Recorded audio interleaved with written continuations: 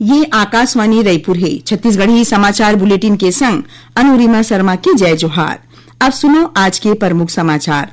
प्रधानमंत्री नरेंद्र मोदी हा आकाशवाणी ले प्रसारित मन की बात कार्यक्रम में छत्तीसगढ़ में करिया हिरन ला बचाए के चलत प्रयास ला सहराइन। श्रीनगर में राखे गए राष्ट्रीय खेल चिंतन शिविर में केंद्रीय मंत्री डॉक्टर मनसुख मांडविया हा जवान लइका मन के मामला बर विशेष शिविर राखे खातिर करीन घोषणा।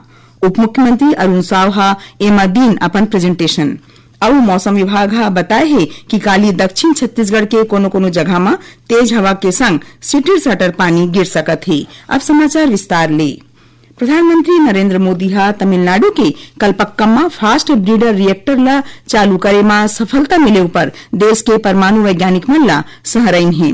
आकाशवाणी में आज मन की बात कार्यक्रम में प्रधानमंत्री हा कहिन की परमाणु ऊर्जा सफर के ऐतिहासिक उपलब्धि में भारत के गौरव बाढ़े है। ओमन कहिन की असैन्य परमाणु कार्यक्रम हा राष्ट्र निर्माण में बड़का योगदान देवत है। श्री मोदी हा कहिन की भारत के विकास बर सौर और पवन ऊर्जा जरूरी है। एक हरले जवान लइका मन ला रोजगार के मौका मिलत है।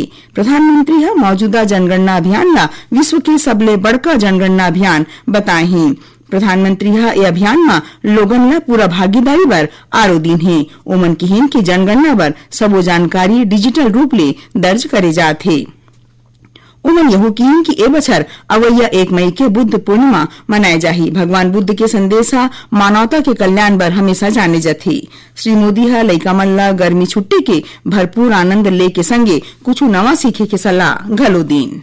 प्रधानमंत्री नरेंद्र मोदी हा मन की बात कार्यक्रम में छत्तीसगढ़ में करिया हिरन ला बचाए के चलत प्रयास बारे में बताइन। ओमन कहिन की छत्तीसगढ़ में करिया हिरन एक घाव फेर देखे जाथे। एक समय एकर संख्या बहुते कम हो गिरहिस, फिर सल्लग प्रयास होइस और संरक्षण बढ़ाई गिस। आज एमन ला खुला भाटा जगह में भागत देखे जा सकत थे और हमर नंदावत विरासत हा लौटत थे। मध्य भारत से भी एक अच्छी खबर आई है। छत्तीसगढ़ में ब्लैक बक यानी काले हिरण फिर से दिखाई देने लगे हैं। एक समय इनकी संख्या बहुत कम हो गई थी, लेकिन लगातार प्रयास हुए और संरक्षण बढ़ाया गया। आज ये फिर से खुले मैदानों में दौड़ते नजर आते हैं। ये हमारी खोती विरासत की वापसी है। मुख्यमंत्री विष्णुदेव साय हा रायपुर के भाटा गांव स्थित विनायक सिटी में जन समूह संग मन की बात कार्यक्रम ला सुनीन। ए मौका में मुख्यमंत्री हा कहिन कि प्रधानमंत्री डहार ले छत्तीसगढ़ में करिया हिरन ला बचाए खातिर हुआ प्रयास के राष्ट्रीय स्तर में जिक्र करना राज्य भर विशेष सम्मान वाले बात हरे। एखर ले ये स्पष्ट होथे कि पर्यावरण ला बचाए और जैव विविधता सोच प्रदेश के सोच मजबूत होथे। संगे आने राज्य भर घलो एक ठिन प्रेरणादायी मॉडल रूप में देखे जाथे। मीडिया ले गोड़ बात कर मुख्यमंत्री हा कहिन कि मन की बात कार्यक्रम में प्रधानमंत्री हा पर्यावरण संरक्षण, जंगली जीव जंतु के बचाव और ऊर्जा के नवा स्रोत ला बढ़ावा देवे देशवासी मन ला प्रेरित करीन। ए मौका में विधानसभा अध्यक्ष डॉक्टर रमन सिंह, वन मंत्री केदार कश्यप समेत अन्य जनप्रतिनिधि और बड़ भारी संख्या में लोगन मौजूद रहीन। केंद्रीय युवा कार्य और खेल मंत्री डॉक्टर मनसुख मांडविया हा कहिन है कि बहुत जल्दी जवान लइका मन के मामला पर एक ठिन विशेष शिविर राखे जाही। श्रीनगर में राखे गए खेल चिंतन शिविर के समापन मौका में केंद्रीय मंत्री हा एक घोषणा करीन। राष्ट्रीय खेल चिंतन शिविर में छत्तीसगढ़ के उप मुख्यमंत्री Arun Sao good governance in sports पर राखे गए सत्र के पगड़ैती करीन। ए दौरान उमा छत्तीसगढ़ के खेल योजना और भविष्य के रणनीति पर सुघ्घर काम वाले वीडियो प्रेजेंटेशन घलो दीन। श्री साव 2 दिन के शिविर में कई ठिन राज्य मन के खेल मंत्री और अंतर्राष्ट्रीय खिलाड़ी मन ले गोड़ बात करीन।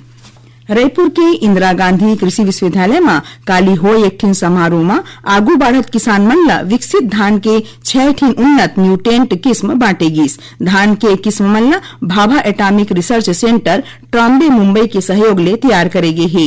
ए मौका में कृषि उत्पादन आयुक्त सहला निगार हा कहिन कि राज्य सरकार डहार ले एक खरीफ बछर में धान के 40% जुन्ना किस्म के जगह नवा उन्नत किस्म के धान ला लगाए के योजना है। ओमन किसान मन ले पारंपरिक फसल मन की जगह में ज्यादा मुनाफा देवैया फसल लगाए के आरो दिन। छत्तीसगढ़ के खबर ले है आपकी वास्ता और खबर के विश्वसनीयता ले है हमार वास्ता।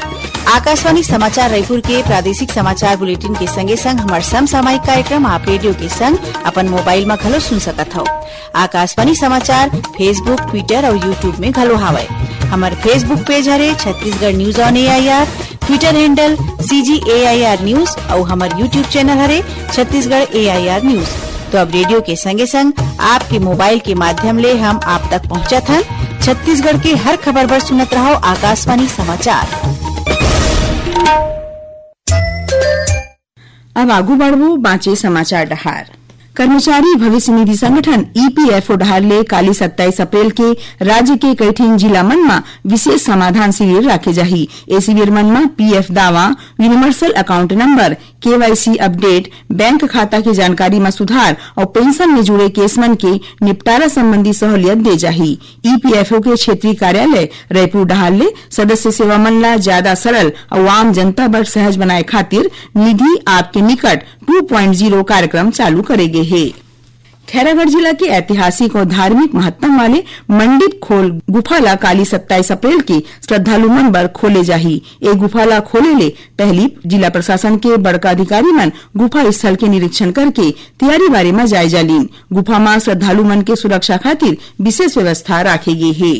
दुर्ग पुलिस अंतर्राज्यीय ऑनलाइन सट्टा गिरोह के पर्दाफाश करत मुख्य संचालक समेत 5 जन आरोपी ला गिरफ्तार करे है। ए गिरोह गोवा समेत कई ठिन राज्य में सक्रिय रहीस। गिरोह के सदस्य मन गोवा और छत्तीसगढ़ समेत कई ठिन राज्य में फर्जी सिम, न्यूल अकाउंट और ऑनलाइन प्लेटफॉर्म के जरिया ले गैर कानूनी ढंग ले सट्टा खेलावत रहीन। ए मामला में पुलिस 6 जन आरोपी ला आगुज गिरफ्तार करे हवय। प्रदेश में आने जिला में हुए रोड एक्सीडेंट में 6 जन मनखे के मौत हो गई। उन्हें दर्जन भर मनखे मन घायल हो गए हैं। कोरबा जिला के कटघोरा थाना क्षेत्र के कसनिया मोड़ तिर बिहाव ले लहुटत बेरा एक ठिन फटफटी के 4 पहिया गाड़ी के चपेट में आए ले फटफटी सवार 3 जन मनखे मिले 1 जन के मौकच में मौत हो गई। उन्हें 2 जन घायल हो गए हैं।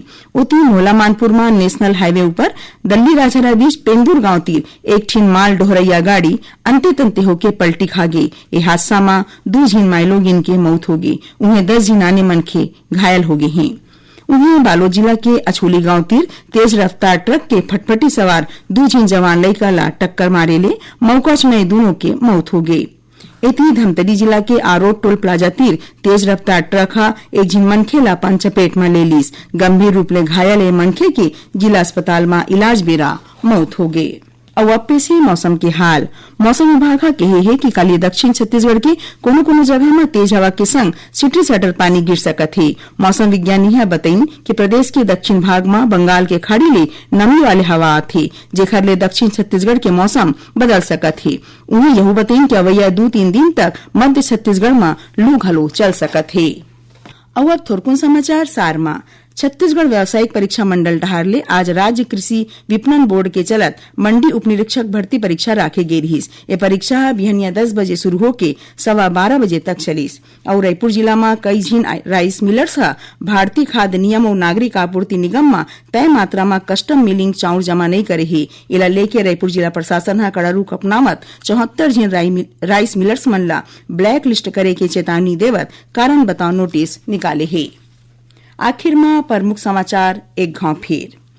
प्रधानमंत्री नरेंद्र मोदी आकाशवाणी ले प्रसारित मन की बात कार्यक्रम में छत्तीसगढ़ में करिया हिरन ला बचाए के चलत प्रयास ला सहरइन। श्रीनगर में राखे गए राष्ट्रीय खेल चिंतन शिविर में केंद्रीय मंत्री डॉक्टर मनसुख मांडविया जवान लइका मन के मामला बर विशेष शिविर राखे खातिर करेन घोषणा। उप मुख्यमंत्री अरुण साव एमा दीन अपन प्रेजेंटेशन।